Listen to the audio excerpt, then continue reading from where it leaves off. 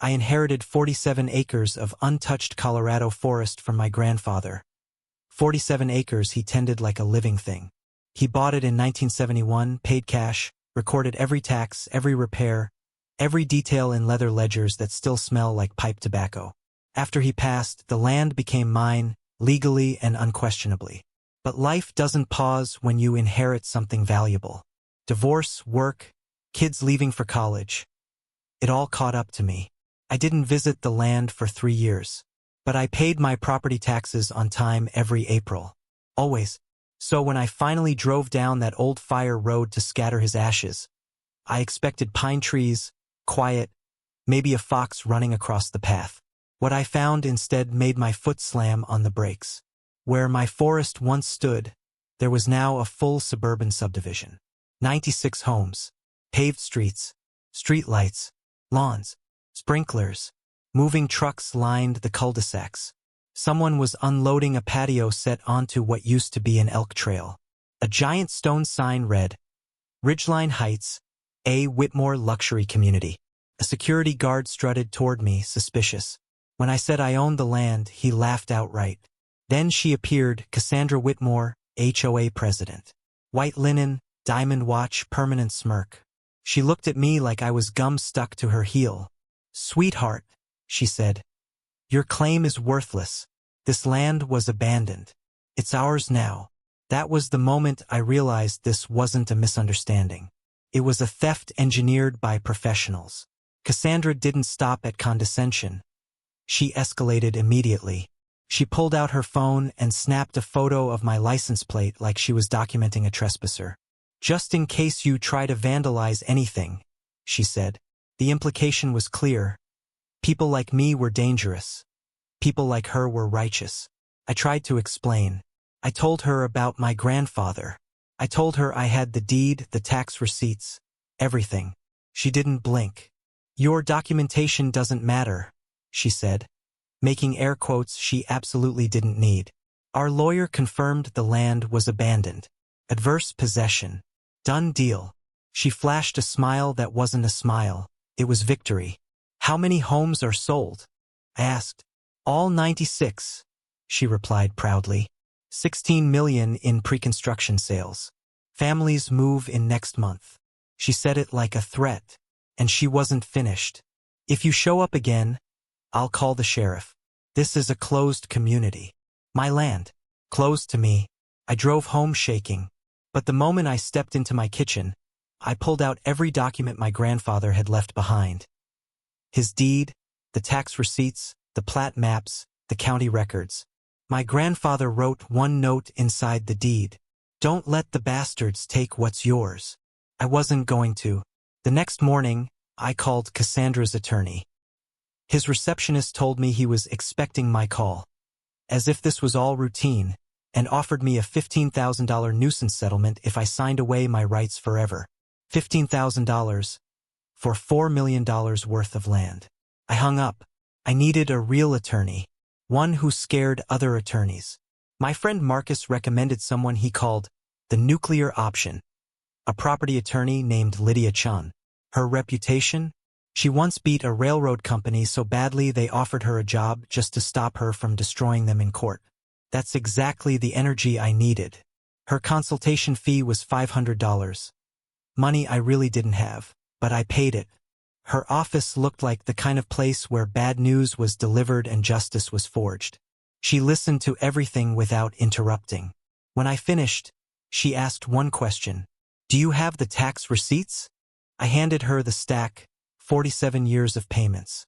She flipped through them like a general analyzing a war map, then finally closed the folder. Their adverse possession claim, she said, is legally dead. Property taxes break the claim.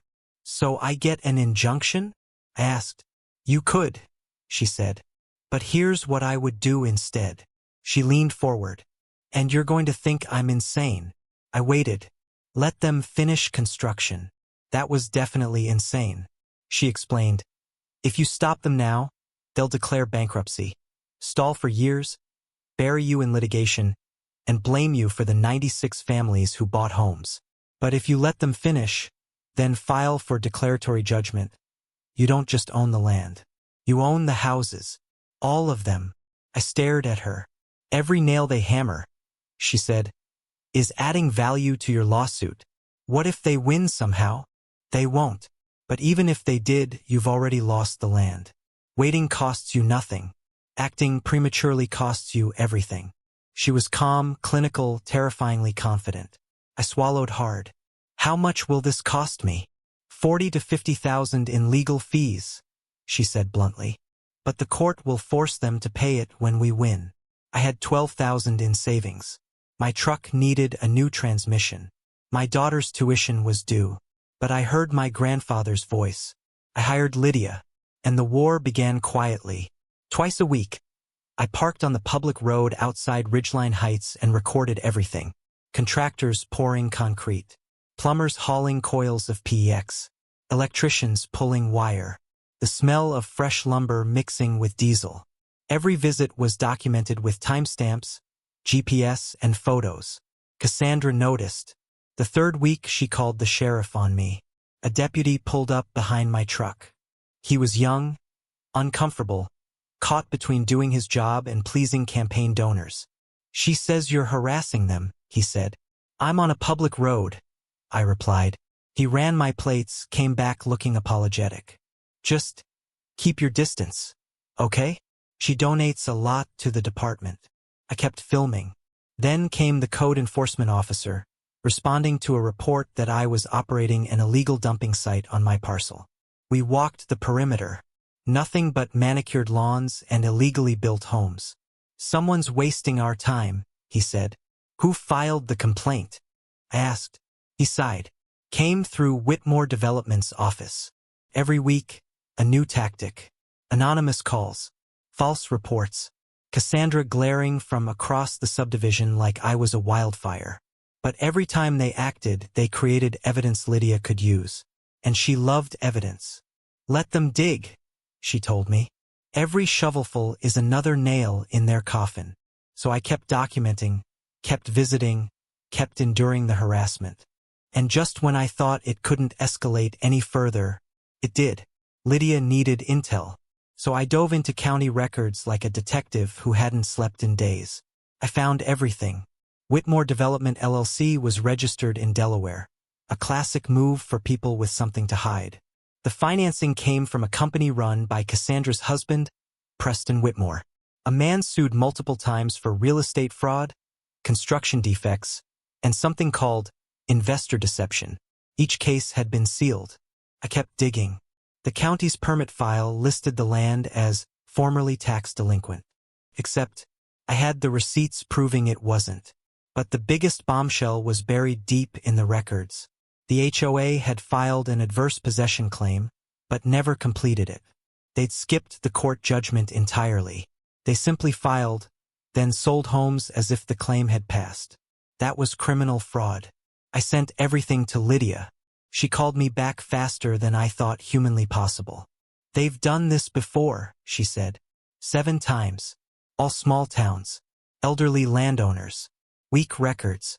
They count on people giving up or dying. So I'm just the next target?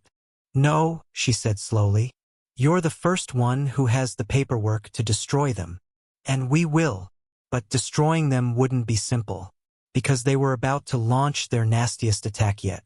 It started with a text from my daughter. Dad, are you okay? Facebook says you're stalking kids. My stomach dropped. I opened Facebook, something I normally avoided like poison, and there it was, a giant community alert from Cassandra herself. Warning, local man, Dakota Flint, is stalking our family-friendly neighborhood. He takes photos of children and claims to own our homes. Contact sheriff immediately if seen. Protect your families. There was a photo of my truck with the license plate circled. The comments were vicious. Arrest him. He's dangerous. Put him on a watch list. He should be locked up. 800 shares in one night. I wanted to respond. Lydia told me not to. If you respond, she said, you look guilty. But she's calling me a predator. I know, she said. And that's why it's defamation. Screenshot everything. The next morning, my boss called me into his office. I got calls, he said uncomfortably. Clients Googled you. They're concerned. I was placed on temporary leave. Then someone spray-painted pervert on my garage door. Then someone mailed letters to my neighbors. Then an anonymous number sent me a message. Drop the lawsuit or we ruin your life. My son's workplace was visited by a private investigator asking if I had a history of violence. I broke. I called Lydia at midnight. Please, I said. Tell me it gets better. It gets worse first, she said. Then much, much better. Stay alive. Stay quiet. I held on to that, because I had no choice. On January 12th, Lydia called me. I have something, she said. You need to come in. When I arrived, she handed me a printed email. Preston's email. The smoking gun. It was written months before construction began. It stated plainly, they knew I was the legal owner. They knew taxes were paid. They planned to rush permits, sell fast, and create enough chaos that Flint will settle cheap or drown in legal fees. They had done it before. My hands shook as I read it. Where did this come from? I asked. Whistleblower, Lydia said. One of Preston's former partners. The Aspen case. He wanted revenge. Will the judge accept it? She'll frame it. This is the kill shot, she whispered. The courtroom was packed. Homeowners sat in tense rows. Cassandra sat stiffly beside Preston. Their attorneys looked confident, too confident. Then Judge Ramirez entered. Cassandra's lawyer began with arrogance. Your Honor, Mr. Flint abandoned. The judge cut him off. Did he pay taxes? She asked. The lawyer stuttered. Well, yes, but adverse. Then adverse possession fails. Continue. Lydia smiled. Then she rose. Your Honor, the defendants didn't make a mistake. They made a plan. She introduced the email. The courtroom fell silent. Preston went pale. Cassandra's hands clenched so hard her knuckles whitened. The judge read the email twice. Is this authentic? She demanded. Their lawyer tried to dodge. We need time to. Is it authentic? The judge repeated. Preston whispered. Yes. Gasps spread through the courtroom. Lydia wasn't done. She revealed the false code reports, the illegal permit approvals, the title company bribe, the social media smear campaign. By the time she finished, Cassandra looked shattered. 24 hours later, the ruling dropped like a meteor. We won everything. The judge awarded full legal title to all 47 acres, ownership of all 96 completed homes, $4.2 million in damages, payment of all my legal fees, a criminal referral for fraud, bribery, and harassment, a restraining order against Cassandra and Preston. Ridgeline Capital dissolved in days. The title company lost its license. Preston was indicted on federal charges. Cassandra was banned for life from real estate development. And those 96 homes? They were now legally mine. All of them. But I wasn't going to evict anyone. Because the homeowners were victims too. I held a town hall meeting in the unfinished clubhouse. Every family showed up. Parents, kids, retirees, newlyweds. People who had trusted Cassandra to deliver their American dream. Many were crying. All were terrified. I stood in front with Lydia beside me. I'm not here to take your homes, I said. You're not the enemy. You're victims of the same people who tried to ruin me. Silence. Then I explained the plan. We're forming the Ridgeline Heights Community Trust. You will own your homes through the trust, at the price you originally paid. If you've already paid it off, congratulations, you're done. If you're still paying, you'll finish to the trust. 0 interest. Gasps, tears, hugs. An elderly man grabbed my hand and whispered, You saved us. But the truth was simpler. I was saving my grandfather's legacy. I kept 5 acres of the land. Built a small cabin among the old pines my grandfather refused to cut down. Every morning I wake up to silence, to trees, to something he loved, something he fought for, something he entrusted to me. His note still sits in a frame on my wall. Don't let the bastards take what's yours. He was right, but he didn't tell me the whole truth. Sometimes fighting isn't just about protecting what's yours. Sometimes it's about protecting the people standing beside you, the ones who were lied to, cheated, and manipulated just like you were. If you've ever dealt with an HOA nightmare, a corrupt developer, or someone who thought their money put them above the law, tell me in the comments. And if this story reminded you that the little guy can still win, then stick around. Because next week, I'll show you how a city council denied my business permit, so I found the one bylaw that made me untouchable. Until then, keep your receipts. All of them.